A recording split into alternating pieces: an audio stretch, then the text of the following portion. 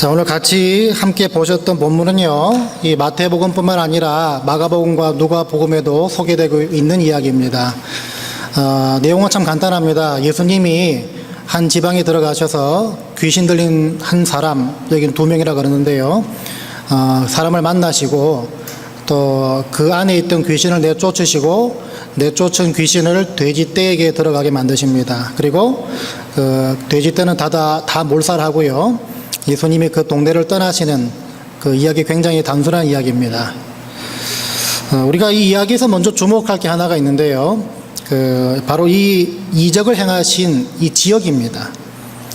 여기 28절 보시면요, 이 지역의 이름이 가다라 지방이라고 나와 있는데요, 같은 사건을 다루고 있는 마가복음과 누가복음에는요, 가다라라는 말 대신에 거라사인의 지방이라고 말하고 있습니다.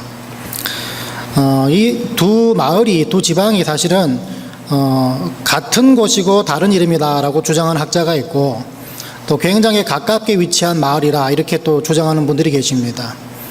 그러니까 뭐 한 지방 다른 이름이 될 수도 있고, 또 지금처럼 그 경기도에 있는 고양시, 파주시 같은 어떤 그런 지리적으로 굉장히 가까운 그런 지방으로 볼 수가 있는데요,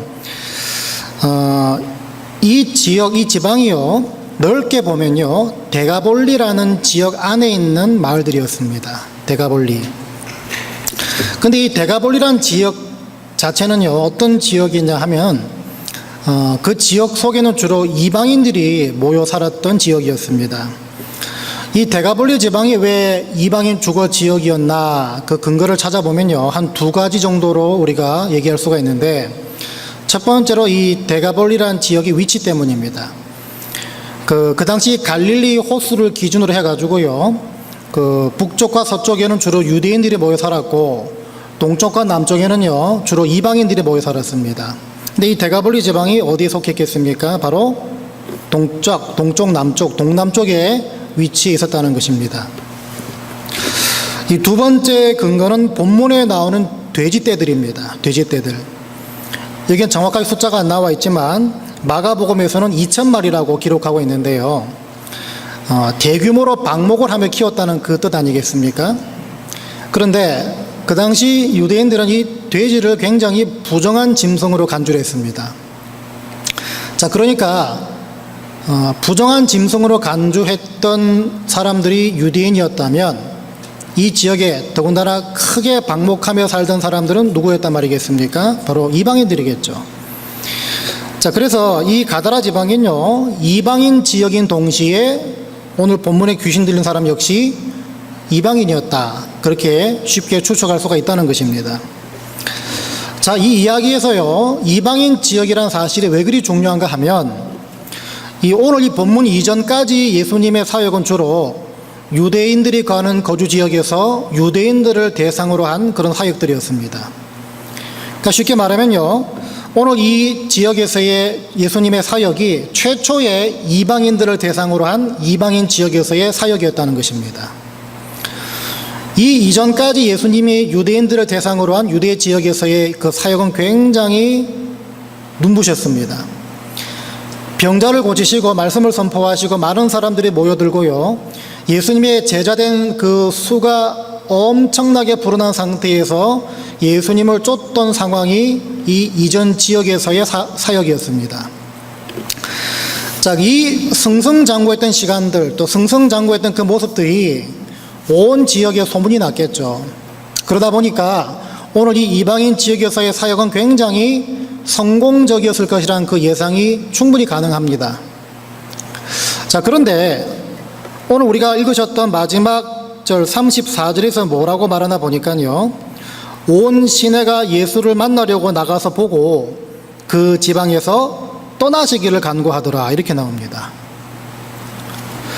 마가복음도 마찬가지인데요, 마가복음 5장 17절을 보니까 그들이 예수께 그 지방에서 떠나시기를 간구하더라, 그러고 누가복음 8장에서도요, 거라사인의 땅 근방 모든 백성이 크게 두려워하여 예수께 떠나가시기를 구하더라, 이렇게 나옵니다. 그러니까 이 말은요, 예수님이 귀신 들린 사람 한 명 달랑 고치시고 그게 다였다는 것입니다. 더 쉽게 말하면요, 이방인 지역, 이 지역에서의 이방인들을 대상으로 했던 그 첫 사역은 완전 실패였다는 것입니다. 명색이 하나님의 아들이셨고요. 이 이전의 지역에서의 사역이 굉장한 성공을 거두었던 상태였는데 어찌된 일인지 그 명성과 그 결과, 그 열매에 비하면 어떻게 보면 굉장히 어울리지 않는 그 결과가 지금 나왔다는 것입니다. 실패했다는 것이죠. 여러분, 예수님께서 사역에 실패하셨다 이 이야기가 여러분 어떻게 여러분들을 만듭니까? 불편하게 만드십니까? 저는 이런 내용이 있다는 것 자체가 참 좋다고 생각을 합니다. 성경에 예수님의 사역의 실패의 이야기가 담겨져 있다는 것이 참 건강하고 좋은 것이다 봅니다. 무슨 말인가 하면요, 여러분, 지금 이 세대가 어떤 세대입니까?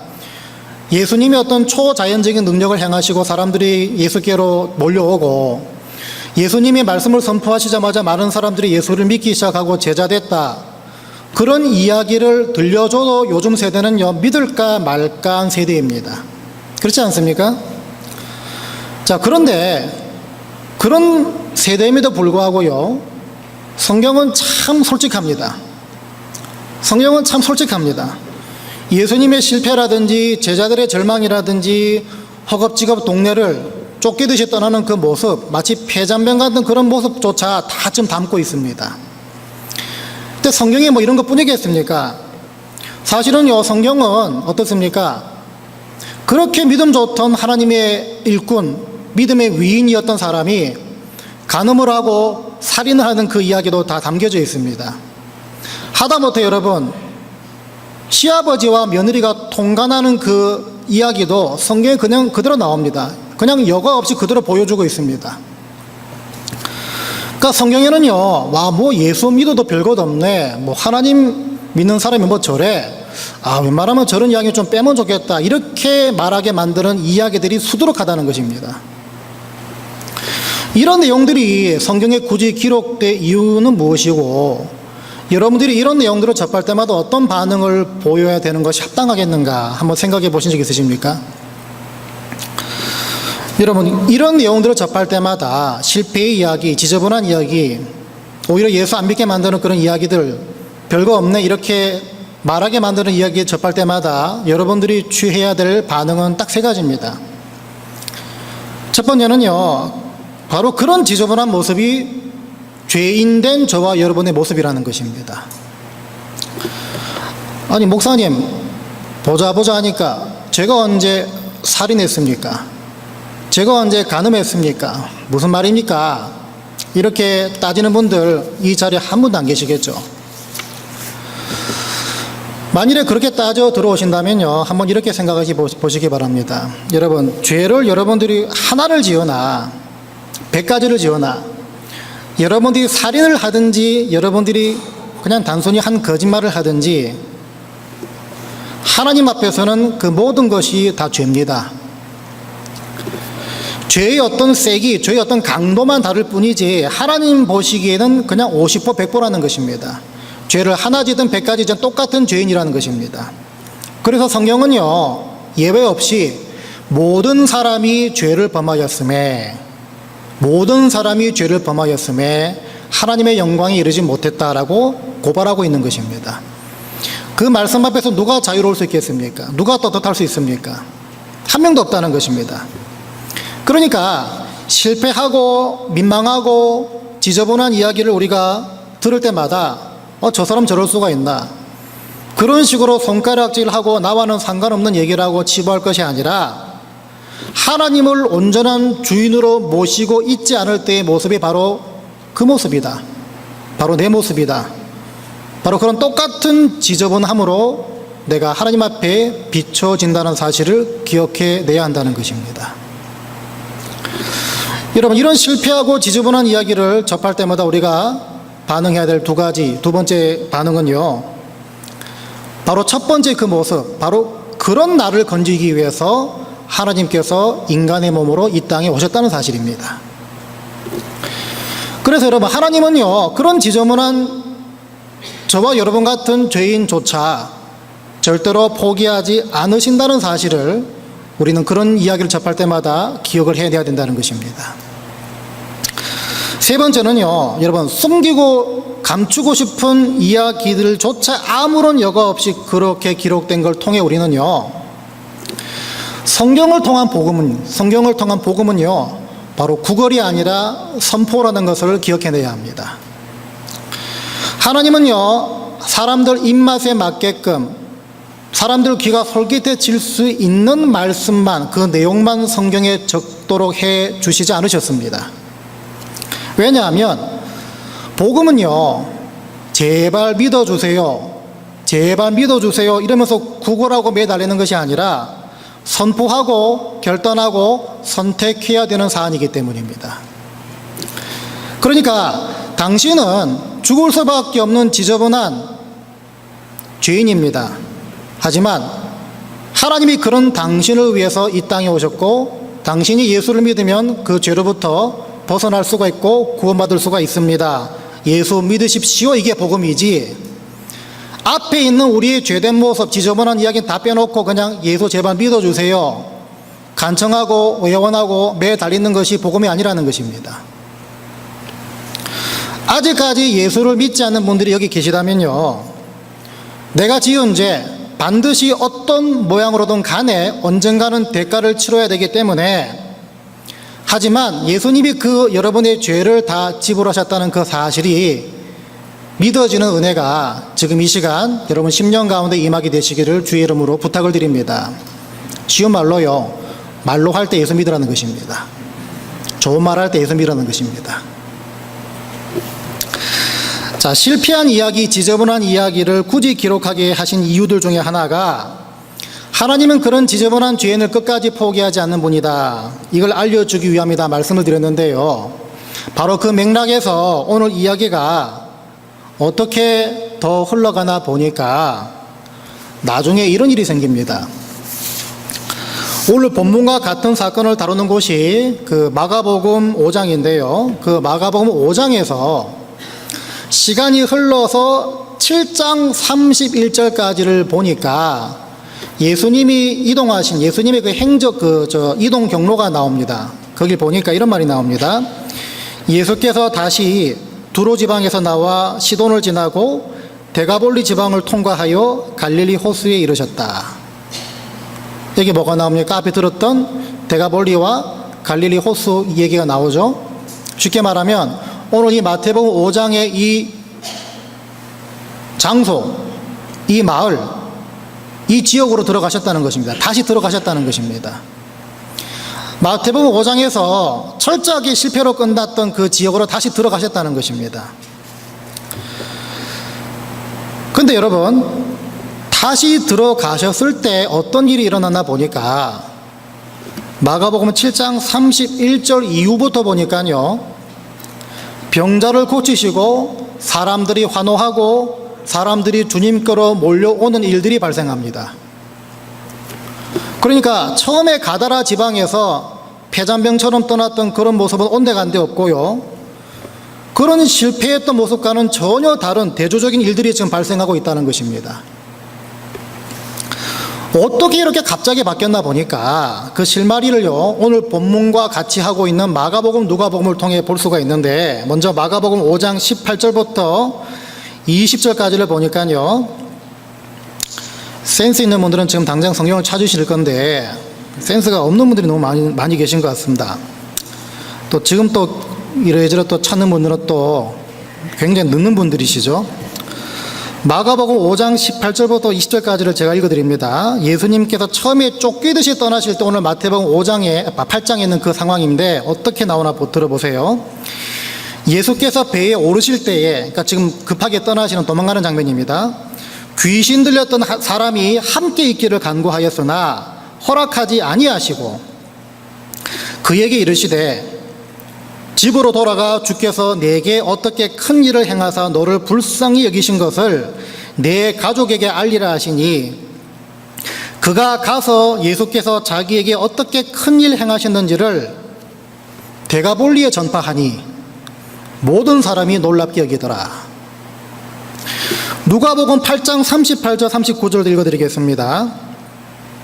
똑같이 오늘 마태복음 8장에 다급하게 떠나시는 그 한 장면인데요. 귀신 나간 사람이 함께 있기를 구하였으나 예수께서 그를 보내시며 이르시되 집으로 돌아가 하나님이 내게 어떻게 큰일 행하셨는지를 말하라 하시니 그가 가서 예수께서 자기에게 어떻게 큰 일을 행하셨는지를 온 성내에 전파하니라. 이렇게 나옵니다. 여러분, 주님께서 이 가다라 지방을 다시 방문했을 때 확 바뀐 분위기, 확 바뀐 환경, 사람들이 어떻게 가능했겠습니까? 바로 이 귀신 들렸다가 나음받은 사람을 통해서 그 사람 때문에 확 바뀐 분위기의 환경이 가능했다는 것입니다. 자신이 나음받은 사실, 자신이 완전히 귀신으로부터 자유함받은 사실, 그러니까 예수께서 고쳐주신 그 사실을 가족을 뛰어넘어서 인근 지방, 데가볼리 지방과 온 성내에 이 사람이 전파했기 때문에 가능했다는 것입니다. 이방인들은요, 단순히 자기들의 그 생명줄 밥줄이었던 돼지떼 2,000마리가 몰사한 그 상황 보고 재수없다, 이 마을에서 나가라 이렇게 했지만, 알고 보니까 자기들이 내쫓았던 저 분이 귀신 들려가지고 사람들을 괴롭게 만들었던 그 사람을 고쳐주신 분이라는 그 사실이 예수님이 떠난 이후에 지금 소문이 났다는 것입니다. 이 사람을 통해서. 냉대하며 주님을 내쫓았던 사람들이 180도 바뀐 이유가 바로 여기에 있습니다. 그러니까 여러분, 이 이야기를 통해서 우리가 여러 가지를 말할 수 있겠죠. 예수님의 귀신 내쫓는 능력을 말할 수도 있고요. 한 사람이 받은 은혜를 남들에게 전달할 때 놀라운 일이 발생한다, 뭐 그런 주제로 말할 수도 있을 것인데, 오늘 우리가 살펴볼 주제는요, 하나님은요 우리에게 맞는 가장 적합한 방법으로 우리를 인도하신다는 사실입니다. 여러분, 주님은요 이 돼지떼 몰살 사건 때문에 가다라 지방 사람들이 분노와 두려움이 가득 찬 걸 보셨습니다. 자기들 밥줄이 끊기게 생겼으니까 당연한 반응 아니겠습니까? 더군다나 유대인이셨던 예수님께서 이 일을 행하셨으니까 이방인 눈에 보기에 이건 절대로 가볍지 않은 상황입니다. 심각한 상황이란 것이죠. 자, 그런데 그런 상황에서 예수님은요 무리하면서까지 일방적인 방법으로 이 사람들을 대하지 않으셨습니다. 오히려 그 귀신 들렸다 나은 사람, 그 사람을 씨앗으로 남겨놨습니다. 대리자로 세웠습니다. 그 지혜를 발휘하셨고, 지금 당장이 아니라 다음을 기약하시는 바로 그 사실에 여러분들은 주목하셔야 합니다. 왜 그러셨는가? 이게 바로 가다라 지방 이방인들에게 가장 잘 맞는, 가장 적합한 하나님의 인도라는 걸 아셨기 때문입니다. 여러분, 반드시 기억하시기 바랍니다. 첫 번째로, 하나님은요 여러분 자신보다 여러분들을 더 잘 아십니다. 왜냐하면 하나님 여러분 만드셨기 때문입니다. 두 번째로, 그런 하나님이 여러분들을 사랑하십니다. 이 두 가지가 믿어진다는 말은요, 아, 주님은 내가 걸어가야 할 길을 이미 아시는 분이구나. 왜? 주님은 여러분 만드셨기 때문에. 그리고 이 말이 믿어진다는 말은요, 나를 인도하는 방법이 항상 적합하다, 나에게 가장 잘 맞는 방법이다. 왜? 여러분들을 사랑하시기 때문입니다. 주님이 나를 다 아신다, 주님이 나를 다 아신다는 것만큼 복음이 어디 있겠습니까? 주님이 여러분들을 모르신다면 여러분들 인도하는 방법이 틀릴 수가 있겠죠. 하지만 여러분들을 아시고 여러분들보다 앞서가시기 때문에 여러분들이 인도받는 방법들은 여러분들에게 가장 잘 맞는 적합한 방법이라는 것입니다. 주님이 다 아시기 때문에. 오늘부터 계속 광고가 나가지만요, 우리 교회 창립 기념주일 맞이해서 그 선교 세미나를 갔습니다. 여러분 그 집안에 달력에 표시하셔가지고 한 분도 빠짐없이 반드시 참석하셔야 합니다. 와가지고 뭐 돈 내라는 것도 아니고 그냥 앉아만 계시면 됩니다. 강사 목사님이요, 안명호 목사님이라는 분인데 그 네이티브 아메리칸, 그러니까 인디안 선교를 하시는 목사님이십니다. 제가 이 학생들을 섬길 때요, 매년 인디안 선교 혹은 난민 선교를 같이 갔는데, 선교 가기 전에 이 목사님으로부터 항상 교육을 먼저 받아야 됐습니다. 근데 그때 받았던 교육의 가장 중심됐고 가장 첫 번째 됐던 주제가 뭐냐면요. 선교 가서는 절대로 강압식으로, 일방 통행식으로, 주입식으로 하지 말라는 것입니다. 많은 한인 교회들이요, 선교를 갑니다.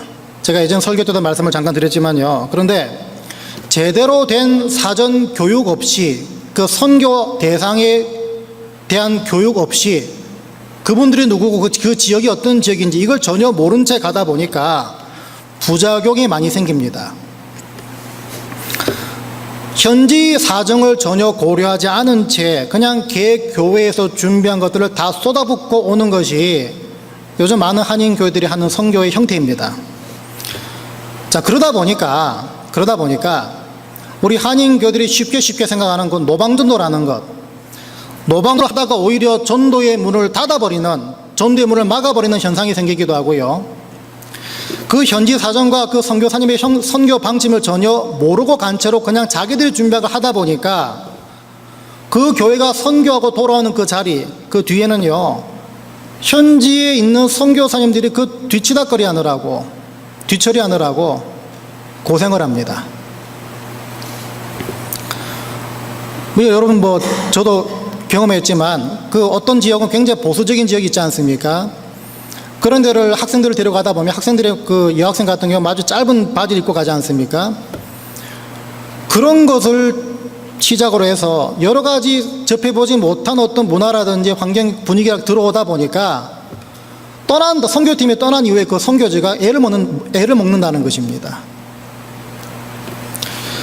한국 교회는요, 무대뽀로 자기들이 준비한 것을 다 쏟아넣고 오는 것이 성공한 선교다, 담대한 선교다, 순종하고 용기 있는 선교다, 그렇게 얘기를 하죠. 근데 그건 자아만족밖에 안 되지 않습니까? 제가 인디언 선교 갔을 때 아직까지도 잊지 못하는 얘기 하나가 있는데요. 그 인디안 분들은 몇백 년 동안 복음을 들어왔지만 한 번도 복음을 본 적이 없다고 합니다. 그 이야기 먼저 아시겠죠? 몇백 년 동안 복음을 들어는 왔지만 한 번도 복음을 본 적이 없다고 합니다.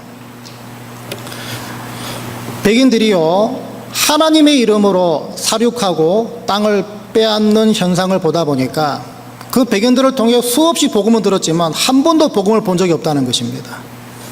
그런 역사와 그런 경험이 있는 곳에 가서 하나님은 사랑이십니다, 예수 믿으세요 라고 말하면 앞뒤가 안 맞는다는 것입니다.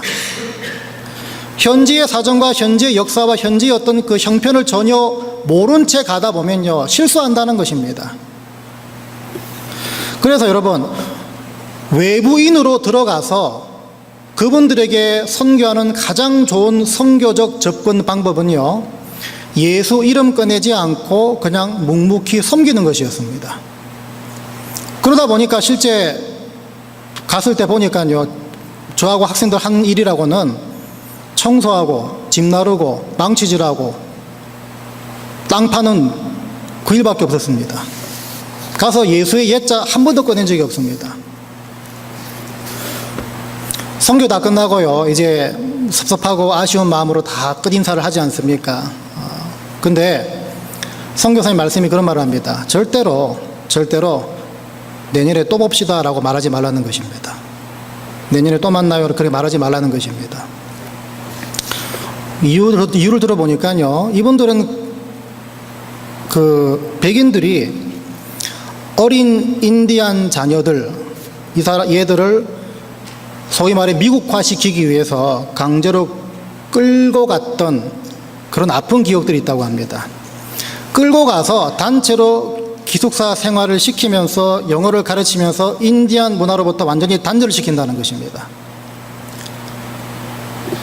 그 학교, 그 기숙사 학교들 중에 하나가 그 작년에 우리 중고등학생을 데려갔던 칼라일, 수린에 갔던 칼라일, 그곳에 실제로 그 볼딩 스쿨이 있습니다. 근데 그 백인들이 이 아이들을 끌고 갈 때 했던 말 중에 하나가 어떤 말이냐면 내년에 또 만날 수 있다는 것입니다. 내년에 또 볼 수 있다는 것입니다. 오랜 시간 동안 그 거짓말 속에 살아왔던 경험이 있기 때문에 그 선교사님이요, 행여라도 내년에 또 보자 그러면 하지 말라는 것입니다. 근데 저는 그냥 막 분위기가 업이 돼가지고 그때 막 얘기하다가 그만 한 분한테 에이, see you next year 그래 버렸습니다. 아니, 뭐 그렇게 큰일 나는 일은 아니고 제가 죽을 죄를 진 건 아니고요. See you next year 그랬는데 그 얘기 하자마자 주위에 있던 학생들 또 같이 왔던 우리 스태프들 저를 막 노려보면서 분위기가 막 싸해지는 겁니다. 그러면서 선교 갔다 돌아가는 길에 차 안에서 목사님 미쳤습니까? 목사님 제정신입니까? 막 그 얘기만 듣고 왔는데요. 아직 그분이 지금까지 기다리고 계신지 모르겠습니다. 그러니까 여러분, 인디안 분들에게 가장 적합한 선교적 접근 방법은 다 어디에서 옵니까? 내가 인디안 분들을 알아야 된다는 것입니다. 내가 저분이 돼봐야 된다는 것입니다. 내가 저 입장이 되고 저 역사를 알고 저 처지를 내가 이해를 하고 더 나아가서 그분을 섬기고 싶은 사랑의 마음이 있어야 가능하다는 것입니다. 근데 여러분, 이런 선교 모델을 가장 선명하고 분명하게 보여주신 분이 누구십니까? 교회에서 질문하면 답 둘 중에 하나죠? 예? 예수 그리스도입니다. 왜요? 예수님 우리를 잘 아시는 걸 뛰어넘어서 친히 인간이 되신 분이십니다. 예수님은요, 친히 인간이 되신 것뿐만 아니라 우리를 사랑하셔서 대신 우리를 위해 죽으셨습니다. 십자가 지신 거 아닙니까? 성육신 하실 정도로 우리를 잘 아시고 우리 형편을 아시고 또 그런 우리를 사랑하실 만큼 사랑하셔서 십자가에서 친히 여러분들의 죄를 위해 대신 죽으신 분 아닙니까? 인디안 분들을 향한 선교적 접근 방법을 가장 선명하게 보여주신, 모든 선교의 접근 방법을 가장 선명하게 보여주신 분이 바로 예수 그리스도입니다. 바로 그렇기 때문에 주님은 우리에게 가장 잘 맞는, 가장 적합한 방법으로 늘 다가오시고 늘 인도하신다는 것입니다. 문제는요, 주님이 생각하는 그 적합함과 내가 생각하는 적합함, 나의 적합함을 주님의 적합함에다 치우려다 보니까 문제가 생기는 거 아닙니까? 그러다 보니까 늘 조급해지고 늘 오해한다는 것입니다. 여러분, 피조물의 생각과 창조주의 생각은 다를 수밖에 없습니다. 우리는 굉장히 근시안적이지만요, 하나님의 보시는 시각은 나보다 백수도 아니죠.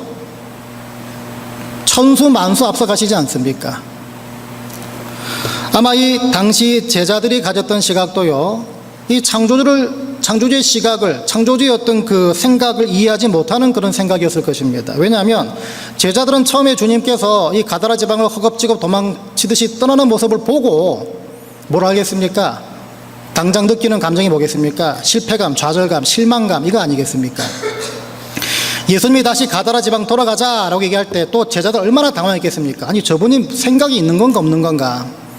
우리 피조물들은 그런 반응을 하지만요, 근데 주님은 그렇지 않다는 것입니다. 이미 그 마을에, 그 지역, 그 지방에 심어놓은 이 귀신 들렸다 나은 사람이 있기 때문에 모든 상황이 바뀌었을 것이다 이미 아시지 않았겠습니까? 근본적으로 가지고 있는 하나님의 시각과 우리의 시각은 다르다는 것입니다. 그러니까 여러분, 제자들도 그렇고요, 우리들도 그렇고, 하나님께서 여러분들을 인도하시는 방법은 여러분 가장 적합한 방법이고 여러분 가장 맞는 방법이다, 이 고백이 어디서 오겠습니까? 아, 주님은 나와 근본적으로 다르시구나, 나는 피조물이고 주님은 창조주이시구나, 바로 이 생각에서부터 나온다는 것입니다. 다를 수밖에 없습니다. 창조주, 나를 만드신 창조주이시고 나는 지음받은 피조물이기 때문에 다를 수밖에 없다는 것입니다. 그래서 그 이유 때문에 지금 당장 그렇게 안 보이더라도요, 주님이 여러분들을 인도하시는 방법은 어떻든 간에 늘 가장 잘 맞고 여러분들이 가장 적합한 방법이라는 것입니다. 여러분, 주님은 나와 다르다, 참 간단한 고백이지만 이걸 자주 잊어버리거나 내 생각이 곧 주님 생각이야 이래 버리기 때문에 저와 여러분은 주님의 나를 인도하시는 방법에서 늘 조급함과 오해 가운데 거하게 됩니다. 과연 내 삶 가운데, 나의 어떤 기도 제목 가운데, 나의 어떤 바람 가운데 속에서 주님은 나와 다르구나, 주님의 생각과 계획은 나보다 앞서 가시는구나, 이 고백이 필요하겠습니까?